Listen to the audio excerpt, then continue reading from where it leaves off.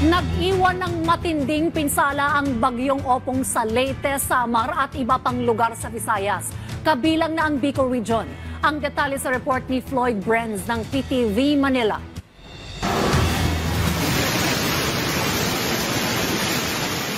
Sa video na ito, makikita ang lakas ng hangin at ulan na bumayo sa Calbayog City, Samar. Signal number 3 rin ang lakas ng bagyo kasabay ang malakas na ulan sa Romblon, gayon din sa Rojas Oriental, Mindoro. Sa Tacloban, halos lamunin na ng rumaragasang baha ang isang sasakyan. Sa video nakuha ni Abe Morillo, makikita na may isang SUV na halos malubog na dahil sa lakas at taas ng tubig. Wala namang magawa ang mga tao dahil sa malakas na pagragasa ng tubig baha.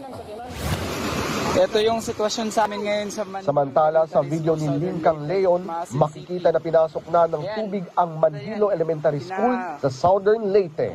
Binalikan niya rin ito kinaumagahan para ipakita ang naging itsura paghupa ng baha. Samantala sa Ormoc, ito ang sitwasyon ngayon matapos na bahain ang iba't ibang lugar. Mula sa eskwelahan hanggang sa malapit na pag-apaw ng tulay, ipinasilip ni Juvie. Isang ahas naman ang nakuhanan ng video uploader na si Erica na lumalangoy kasama ng baha sa loob ng kanilang bahay.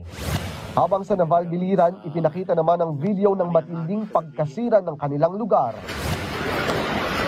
Samantala, ipinakita ni JR Dumalaon ang iniwang pinsala ng bagyong Opong sa kanilang lugar sa Masbate.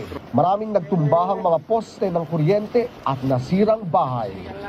Para sa Integrated State Media, Lloyd Brenz, PTV.